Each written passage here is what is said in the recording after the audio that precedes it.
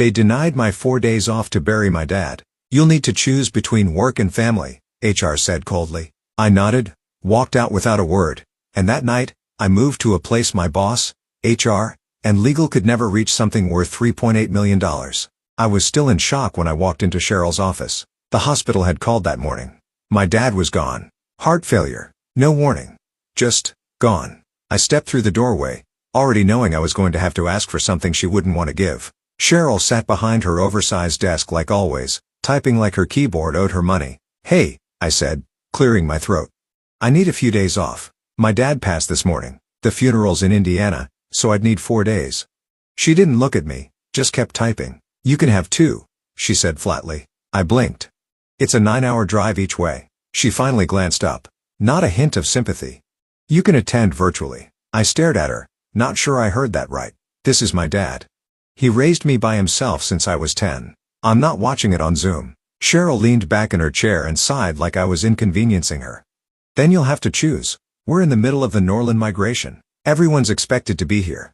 That hit harder than I thought it would. I'd given 3 years to this place, built every process they ran on. Worked late, came in sick, covered for other people's screw-ups. Seriously, I said, voice tightening. I've never taken a sick day, never asked for anything. She just shrugged. This is business. We all make sacrifices. I looked down at my hands. They were shaking. Not from sadness. From rage. Fine, I said quietly. 2 days. She turned back to her monitor like I was already gone. I walked out of her office without another word, but my head was buzzing. My chest felt tight. I made it halfway down the hallway toward my desk, past the same gray cubicles I'd sat in for over 1,000 days. And that's when something in me cracked. Not loud. Not dramatic. Just final. Quick note. Before we start, how's your day going and where are you joining from? I didn't mean to look back. But I did. I turned and stared down that hallway like I was seeing it for the first time. The fake smiles. The half-dead eyes. The posters about teamwork peeling off the walls. I kept walking. But not back to my desk. Straight out the door. I sat in my car for a while before going inside. The parking lot lights buzzed overhead like they were trying to remind me I still had a choice. But I didn't. Not really. I already knew what I was going to do. Inside my apartment, everything was still. I dropped my bag, kicked off my shoes, and just stood there in the dark. The clock on the stove read 11:47 p.m. I didn't even sit down right away. I just walked to my room, laid flat on my back, and stared at the ceiling like it could tell me what the hell just happened. Dad was gone. And not one person from that office would be there when we put him in the ground. At 2:30 in the morning, I got up and opened my laptop, logged in remotely. I'd done it 100 times before, during holidays, weekends, nights when other people were too lazy to fix their own mess, but this time was different. I went straight to my folders, not the company junk. I didn't touch client data or project files that weren't mine. I had my own stash, stuff I'd built from scratch just to keep the machine running when no one else gave a damn. Integration manuals, client-specific troubleshooting sheets, API call structures. I documented myself because no one else knew how they worked. Notes from failed attempts, fixed versions, cleaned up code snippets, config backups. Most of it I built on my own time, the rest, while covering gaps no one else bothered to fill. And now, I was taking it back. While I was working, I remembered Cheryl telling me I had to choose. Yeah, I chose. I started zipping files, encrypting folders, running checksum scripts. My fingers moved on muscle memory, but my head was somewhere else. I thought about Dad standing in the garage, showing me how to use a power drill the right way. If you're gonna build something, he'd say, build it like it's gotta outlive you. That's what I'd done at work, and none of them gave a shit. By 6 a.m., I'd scrubbed every last version off the shared drives, gone, wiped from the system. Replaced with a single text file, documentation removed by original author, no backup available. Then I opened a new email, subject line, formal resignation. Effective immediately, no long speech, no thanks for the opportunity. Just 2 short paragraphs. I attached my resignation letter, hit send, shut the laptop, and packed my bag. I didn't even look at my phone. It started buzzing around 6:30, probably the morning crew noticing the missing files. I turned it off. At 8:10, I was at the airport. Standing in line, hoodie up, backpack slung over one shoulder. Ticket to Indianapolis in my pocket. The gate agent barely looked at me. I didn't care. For the first time in 3 years, I felt like I wasn't pretending. While boarding, someone behind me in line was complaining about their seat assignment. I wanted to turn around and say, "At least your dad's still breathing." But I didn't. I just kept walking. Middle seat. Tight row. No legroom. Didn't matter. I was going home. I stared out the window as we took off, not thinking about the job. Or Cheryl. Or Hal. Or any of them. My mind was on the chapel in Bloomington, the coffee can my dad kept bolts in, the smell of wood stain. The way he used to whistle while he worked, like the world was a little less broken if you just stayed busy enough. I had no clue what was waiting for me out there.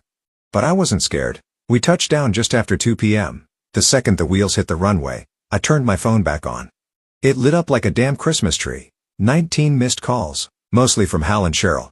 Voicemails started rolling in before the lock screen even loaded. I played the first one. "Hey, it's Hal. We noticed some files are missing. Could you give me a call when you land?" Second one, Cheryl. Clip tone. "We're escalating this internally. If this was accidental, please clarify immediately." Third one. Pure gold. Hal again. "This isn't how professionals handle things." I snorted and slid the phone back into my pocket. That was rich, coming from a guy who once forgot to tell a client their contract auto-renewed for double the rate. I picked up my rental, a dusty blue Ford Focus that smelled like fast food and sadness, and drove south toward Bloomington. The farther I got from the city, the easier it was to breathe. Dad's house was just how I remembered it. Low brick, sloping roof. Porch light that flickered when the wind hit right. I stepped inside and got hit with the smell of sawdust, old books, and black coffee. Like time hadn't touched it. His boots were still by the door. A mug sat on the kitchen counter, half full, like he'd just stepped outside for a second. I just stood there, hand on the doorframe, breathing it all in. That night, I stayed up in the garage, sat at the workbench while the heater hummed in the corner. I started digging through old drawers, clamps, chisels, tiny screwdrivers. In the bottom cabinet, I found a metal tin packed with baseball cards, rubber banded in groups, just like he used to keep them. He never collected for money. Said stats told better stories than faces ever could. My phone vibrated again.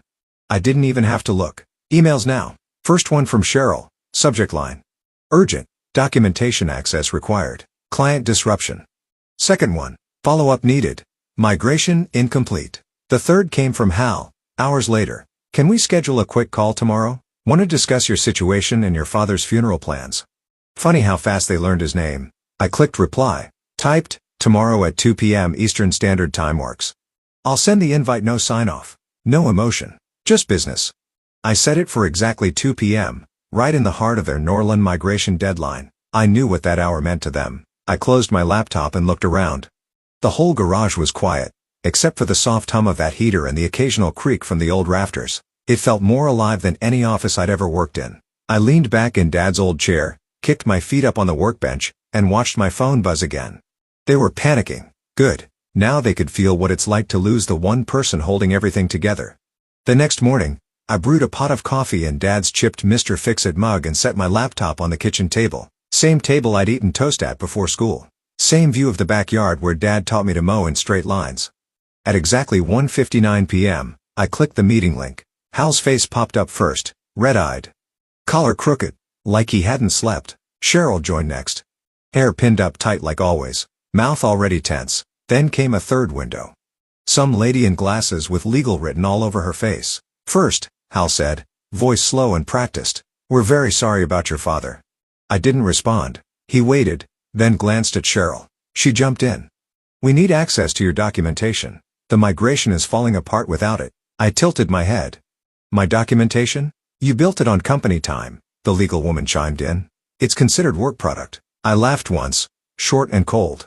"You mean the scripts I made after hours? The guides I built because no one approved a training budget? The notes I wrote just so I wouldn't get blamed when Hal forgot a meeting? Doesn't change the fact that it's proprietary," legal said. "No," I said, "it's not. It doesn't contain any client data, source code, or internal IP. It's tools. My tools. Built because I was left to sink or swim, and I chose not to drown." Cheryl leaned forward. "Norland's team can't complete the migration. Reporting functions are dead. Clients are asking where their dashboards are." I sipped my coffee. "Sounds like a staffing issue." Hal rubbed his forehead. "Look, I understand you're grieving, but we really need a solution here." I nodded. "I have one. I'm not rejoining the team. I'm not reinstating anything. But I'll consult." Cheryl's eyes narrowed. "Excuse me, 300 an hour, 20-hour minimum. Paid up front. I'll walk your people through what they need. answer questions and help you hit the finish line. That's extortion, Cheryl snapped. I shrugged. It's supply and demand. Hal spoke up. We can't approve that kind of spend without going through finance. Then talk to finance, I said. Because the clock's ticking and Norland's not going to sit around while you fumble through backups that don't exist.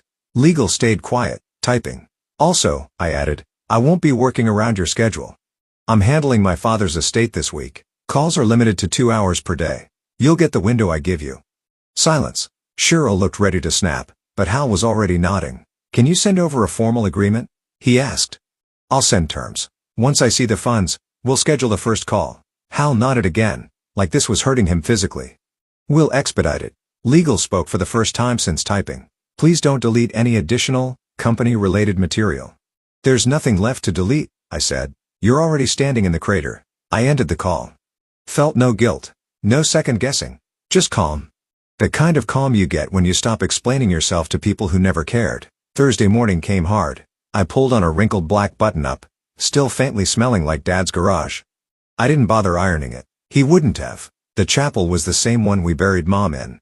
Same stained glass. Same creaky pews. Same carpet that always felt just slightly damp, no matter the weather. Now, it was Dad's turn. I stood near the front, hands shoved in my pockets while people filtered in. Old neighbors. His buddies from the community college. A couple guys from the VFW. They weren't dressed fancy, but every one of them showed up. Your dad helped me fix my water heater during a snowstorm, one man said, clapping my shoulder. Wouldn't let me pay him, another added. Even his barber came, holding a little box of sugar cookies. He hated getting haircuts, she laughed. But he always brought me pie in July. I didn't speak much. Just nodded, hugged a few folks, took it all in. Then I saw Mr. Banner, my high school shop teacher, coming down the aisle. Same thick glasses. Same stiff walk. He pulled me into a hug, like I was still 17. Your dad never stopped bragging about you, he said, voice thick. Every time I saw him, it was, my kid built that whole damn system by himself. You were his whole world. My throat clenched. I just nodded. Couldn't get a word out. The service was simple. Few prayers. A hymn Dad liked. Some guy from the college gave a short eulogy about how Dad always fixed the vending machines when facilities wouldn't. It wasn't flowery. It wasn't long. But it was real. Afterward, I stepped outside. Pulled out my phone. And saw the number. 27 missed calls. I slid it back into my pocket without even reading the names. I walked around back to the shed. On the bench sat a small wooden pendant. Still rough on the edges. Half sanded. Loophole not drilled yet. There, in the center, was a small wooden pendant. Still rough on the edges. Half sanded. Loophole not drilled yet. I picked it up, turned it over in my hand. He'd been making it for me. I remembered him showing me the design a month ago. Said it was walnut. From a tree he'd cut down in Aunt June's yard. I grabbed some sandpaper and got to work. Not fast. Not careful. Just steady. I didn't feel proud. Or smug. Or justified. I just felt clear. Friday morning, I was back at Dad's kitchen table. Coffee in one hand. Laptop open. Earbuds in. The Norland call started at 9 sharp. Their whole team was there. Plus Hal, Cheryl, and some guy I didn't recognize, who looked like he hadn't seen sleep in 3 days. Hal cleared his throat. We had to delay the presentation. Norland wasn't happy. I sipped my coffee. That sounds like a problem. Cheryl jumped in. We need to get this fixed now. They're threatening to pull out. I nodded. Then let's get started. I shared my screen and walked them through everything. Line by line. Error by error. Broken API links. Failed queries. Dead-end report scripts they tried to patch with copy-paste fixes. One process had been misconfigured for 3 months. I flagged it in January. No one touched it. Hal tried to move things along. Can we skip the background and just... No, I cut in. You're paying for clarity. You'll get clarity, not shortcuts. He shut up. I kept going, answering their questions one by one. I didn't sugarcoat it, didn't soften the tone. This part broke because someone deleted the fallback logic. This report fails because the database connection times out every 3rd run. I told you that in December. This is what happens when you rely on duct tape and interns. By the halfway point, no one argued. They just nodded, typing furiously, looking like people trying to rebuild a plane mid-air. An hour and 47 minutes later, I closed the session. Hal leaned in. We appreciate your help. That was necessary. Cheryl added, we'll need you back on Monday to finalize the rest. I shook my head. Not in our contract. But we still have questions, she said. Norland, then put them in writing. Wait, Hal said. Are you saying you're not available Monday? I'll be at my dad's lawyer's office Monday morning. Priorities. They both looked stunned, like they forgot this was all happening because they couldn't spare me 4 damn days in the first place. Cheryl tried to salvage it. Well, just let us know when you're available. I clicked. Leave meeting. That was the beauty of being prepaid. I didn't know them a single second more. Tuesday afternoon, I logged into what was supposed to be the final call. No greetings. No small talk. Just their faces, staring back at me like they'd just walked out of a car crash. Hal looked wrecked. Hair uncombed. Tie loosened. Voice low. The demo went badly. Norland's pissed Cheryl didn't even try to hide it. They're giving us 2 more weeks to fix it. After that, they're walking. I nodded once. Understood. We went through the last batch of questions. Script adjustments. Data sync issues. A report that somehow kept pulling March figures for every month. I kept my tone level. Calm, clear, professional. They asked. I answered. Nothing more. At the end, Hal glanced off screen, then back at me. Before we wrap, there's one more thing. Here it comes. He cleared his throat. We've been talking internally, and we'd like to make you an offer. A real one. Cheryl jumped in before I could respond. Director level. Remote. You'd oversee your own team. We'd hire 3 under you to start. You'd report directly to Hal. And, she hesitated. 50% raise. Also, Hal added, you'd be on the executive planning calls going forward. Full seat at the table. The line went quiet. I could hear my own heartbeat. Not because I was nervous.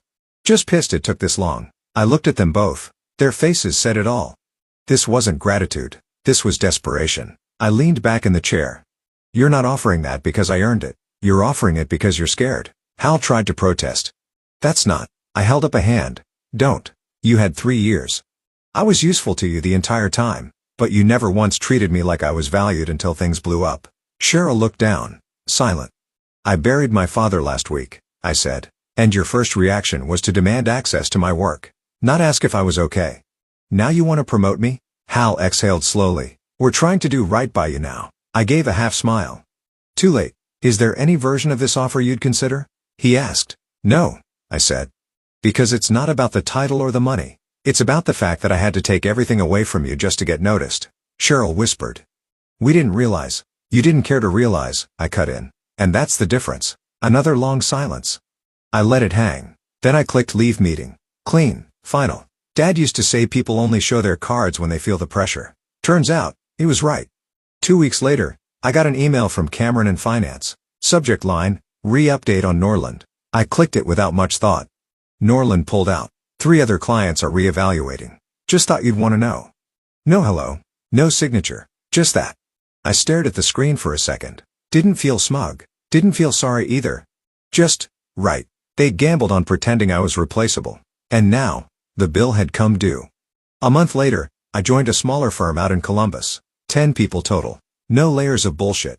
On the second call, the CEO asked, how are you holding up after losing your dad? Not what can you do for us? Not how fast can you start? Just that. I took my time onboarding. They told me, family first. Work comes second or it'll ruin both. It felt like breathing fresh air after years of sucking dust. 6 months passed. I was settled in. Finally sleeping full nights. Garage cleaned. Dad's shop reorganized. That's when I saw it. A message on LinkedIn from Hal. I know I handled things wrong. I'm trying to change. You were right about all of it. Your dad sounded like a remarkable man. I stared at it for a while. Not because I didn't know what to say, just deciding if it was worth it. I finally typed back, he was remarkable. Thanks for recognizing it. That was it. No grudges. No second round. Just closure. That night, I set the wooden pendant on my desk. Walnut. Smooth now. I'd finished sanding it 2 months ago. Just like he would have done. Not perfect, but solid. Like him, sometimes the strongest move isn't burning the place down. It's walking away with everything they didn't realize they needed. And letting them sit in the silence you left behind.